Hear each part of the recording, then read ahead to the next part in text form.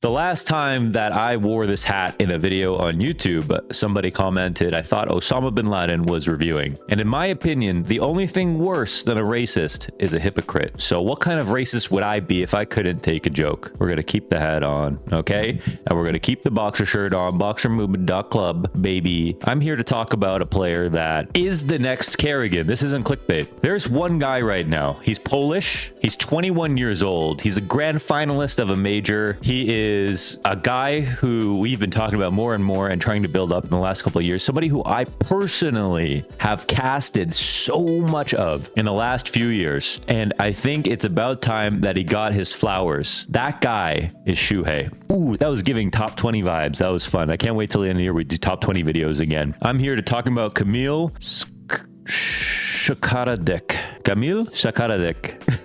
I can only say it in Indian. It's the only way it makes sense. In the history of Counter-Strike, there are not many truly S-tier IGLs. Like, that is just a simple fact. There are not truly many S-tier oppers. There are not truly many S-tier riflers, right? Many of the best riflers that we know of, they come and go. They peak and they disappear. And when we talk about many of the other players who have disappeared, there are countless. You think about Acor from Mad Lions, who looked like he was the second coming for Denmark, right? Acor is currently benched. It's not that he's a bad player either. He's still a great player, actually, and he's actually shown some evolution, but he's not stayed at some crazy peak for a long time. You have players like Woro, who knocked Simple out of the final CSGO major, and we thought, now it's Woro's time. Next sort of Ukrainian boss to come up in the scene with the op, like taking things over. Well, now his team is like semi-dysfunctional. He was a guy who was getting so many accusations. So many people were doubting that he was real, and then he actually has shown that he's still really good. He is, but you know, he's not like that peak anymore, right? You rarely get him, honestly. Funnily enough, lots of these players come out of the Academy League, like siuhy, like mouz, like Bit, for example, as well. So many riflers have high peaks and disappear right before our eyes. Kirby wins the major in 2017 at Atlanta, disappears right after, right? And the same can be said for lots of IGLs that we think are good or coming up. And IGLs are a special breed because normally they get better the more experience they have, and they can actually sacrifice their stats a bit and make up for it by knowing what the branching path is in every situation, so that they can never be caught off guard, because they have an encyclopedic library of situations that have happened that even in a fluid game like Counter-Strike, they know what's coming up next because they've seen it before. And then, you know, you have the classic example of Karrigan, who literally just seems like he's got infinite options, and he's got that golden round 29 call that I love to talk about. But who are the guys like Karrigan who don't fall off, who are very few and far between, and more specifically have the quality that him and siuhy have in common that I want to dive into a bit, of being able to squeeze water from stone, taking players who are either looking like their career is about to end, or we have no idea how good they'll be, and then making them look like great players, or players who we should have known were great all along. Now, I think the magic quality about these IGLs who last a long time is the quality of being able to create a gestalt, a whole that is greater than the sum of its parts, okay? We're talking San Antonio Spurs. We're talking about making the best of our star players,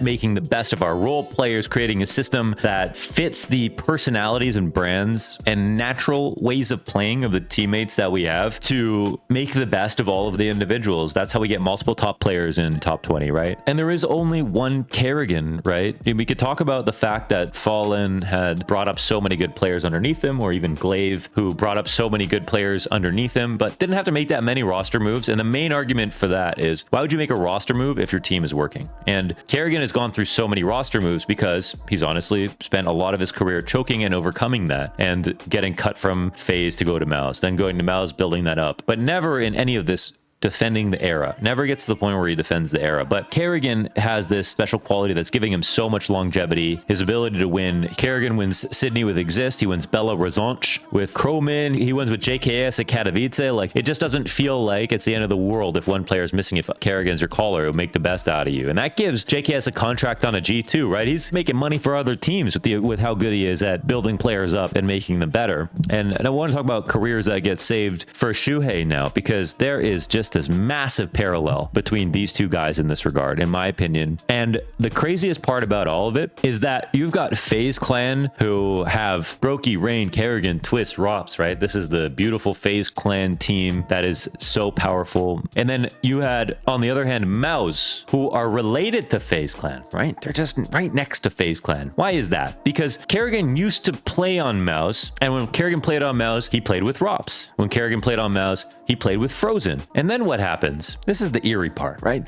Karrigan gets the call up to go back to FaZe Clan, and then he brings Rops with him after, right? But then he doesn't stop there. We just had in CS2 Frozen get the call up from MOUZED to go to FaZe Clan. So we got FaZe NXT or MOUZED Clan, whatever you want to call it. And down on MOUZED, who's replaced Karrigan as the caller? It's siuhy. siuhy, the guy from the WePlay Academy League, the 4-time grand champion of the WePlay Academy League, the guy who was one of the last players to get the call up to the main lineup because they wanted to keep him on the WePlay Academy League team because he was so good at calling that no matter who they replaced, he was still able to win. siuhy, Shane, Exertion, MHL, and Jimpat are the 5 players in the 4th season of the WePlay Academy League. Of course, we know Jimpat's a great player now, but that was underneath the wing of siuhy in the Academy League at the time. We don't hear about someone like MHL on any of the rosters at the moment, even though he was great under siuhy in the Academy League. We have Torji getting the call up to the main lineup. We have JDC getting called to the main lineup, and siuhy still winning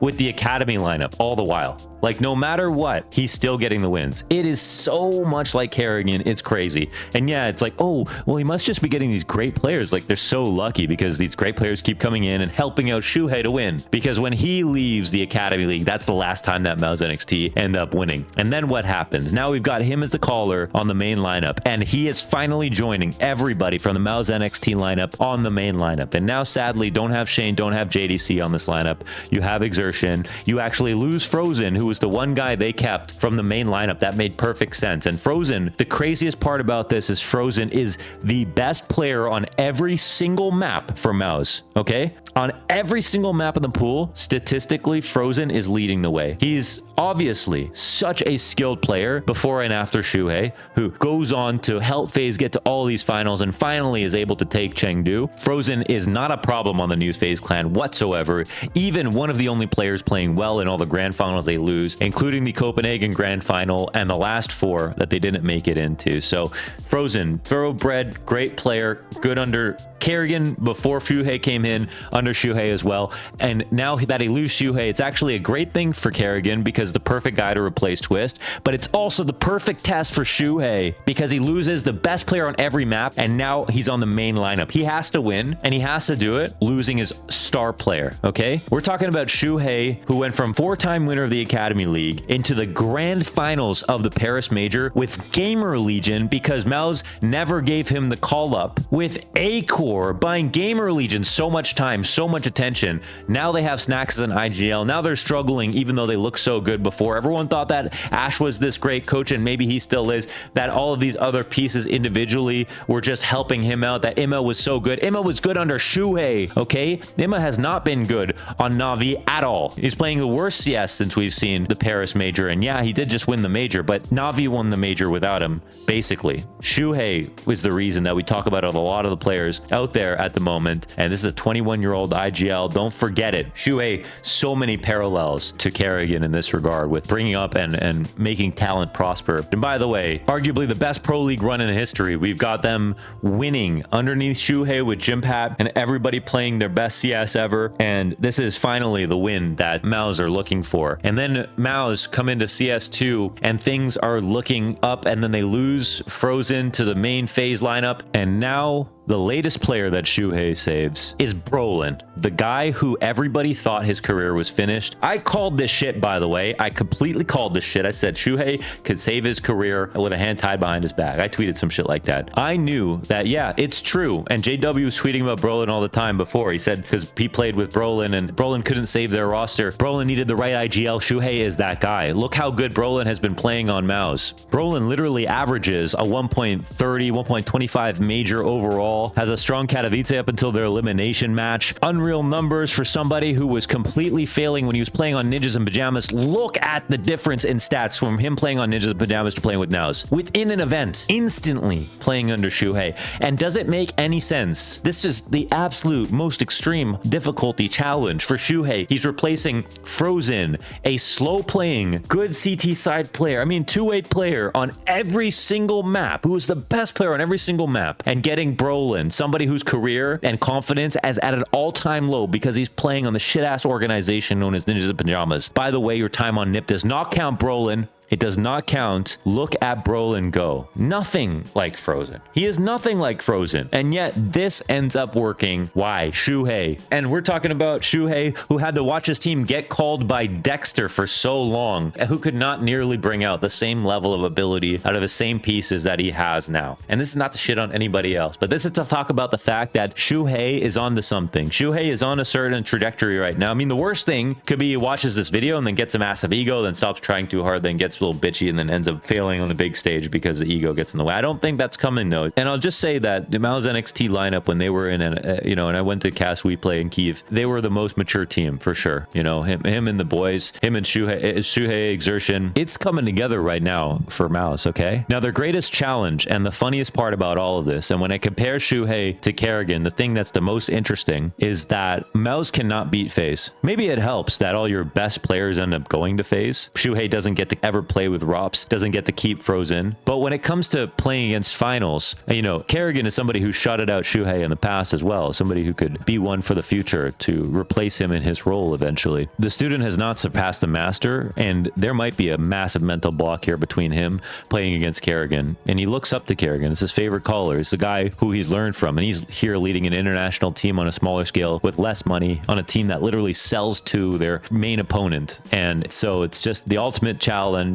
But finally, we're at a point where I don't think MOUZED view themselves as a feeder lineup into bigger teams. I think they do see themselves as a team that can win trophies and that they need to invest in. And yes, like NIP bench BROLLAN because it's just not working. Well, it was. You just didn't have the IGL. And in the last 4 events that MOUZED have lost, we are talking about not winning a single map to the team that they got eliminated by. And the team that they got eliminated by was FaZe Clan. FaZe Clan, FaZe Clan, FaZe Clan, FaZe Clan. The CAC 23 Asia Championships 0-2 to FaZe. The Blast Premier World Final 2023 0-2 to FaZe. IEM Katowice 2024 0-2 to FaZe. IEM Chengdu in the Grand Finals once again 0-2 to FaZe. So here we are on this very special IGL anime arc for maybe one of the rare up-and-coming IGL talents that are out there that is proving that they can get to grand finals, that they have a good team right behind them, that they have built on this roster over some time. And even though he is still incredibly young at 21 years old, has built up a wealth of experience and knows what it is like to win, not only in the Academy League, but to win an S-tier tournament like ESL Pro League. We've got siuhy, who has one final boss, his idol, Karrigan, and we are here to find out if it will be the case that he dethrones Karrigan to be able to replace him at the top where FaZe are right now. And if by that time Karrigan himself will have thought about retiring, will it be that special of a moment? Like, that's what we want to know. Can siuhy beat out Karrigan within CS2 within the next few years? Like, that is actually such an incredible prospect to think about if it's possible. We don't want that. We want them both to be good. But even if he could edge him out, beat him in one grand final, maybe take Shanghai from FaZe. Imagine if siuhy could do that. What a magical story it's been. It's been so crazy for him all the way up until this moment. And it feels like it's destiny that eventually he will outpace Karrigan, who is getting on in years. You know what I mean? And so are we all. We all are getting on in years. All right. And I'm not cheering on anybody's downfall at all. I just think, how cool would that be? Student surpassing the master. siuhy. Is it his fate to one day be better than FaZe? And does siuhy have a chance to enter the hall of great IGLs and become a contender for the GOAT? That's what we'll have to sit back and find out.